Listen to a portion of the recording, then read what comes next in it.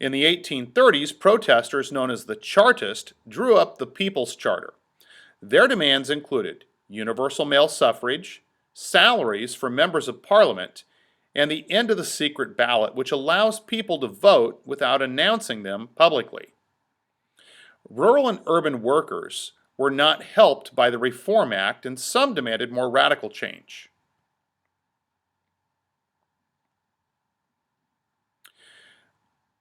Also, during this time period, we headed into what became known as the Victorian Age. From 1837 to 1901, this period, known as the Victorian Age, was named after Queen Victoria, who really became the great symbol of British life.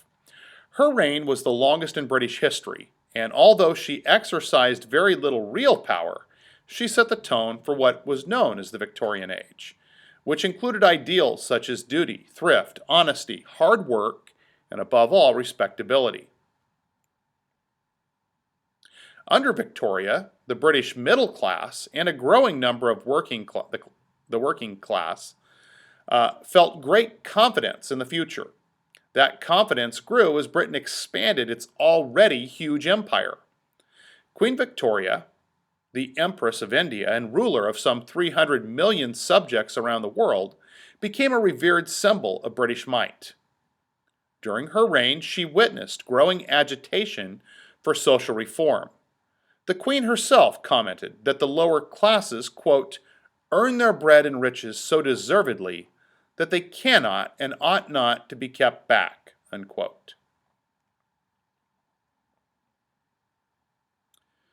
And then we entered into kind of a new era in British politics in the 1860s.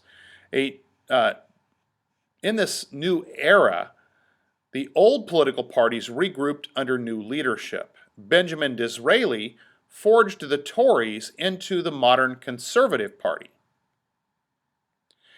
And then the Whigs were led by William Gladstone, and that they evolved into the Liberal Party.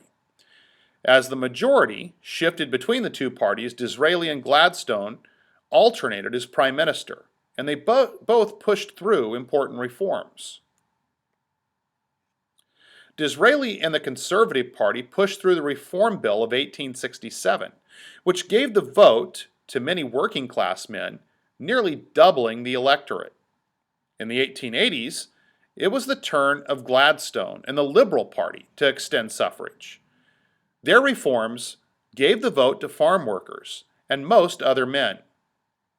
By the end of the century, almost universal male suffrage, the secret ballot, and other Chartist ambitions had been achieved.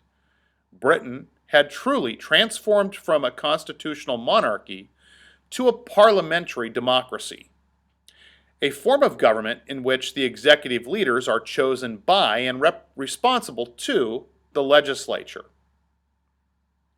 And they're also members of the legislature. In the early 1900s, many bills passed by the House of Commons were vetoed by the House of Lords. In 1911, a Liberal government passed bills to limit the power of the Lords. The House of Lords resisted. Finally, the government threatened to create enough new Lords to pass the law, and the Lords backed down. In time, the House of Lords would largely become a ceremonial body, and the real power would reside in the House of Commons.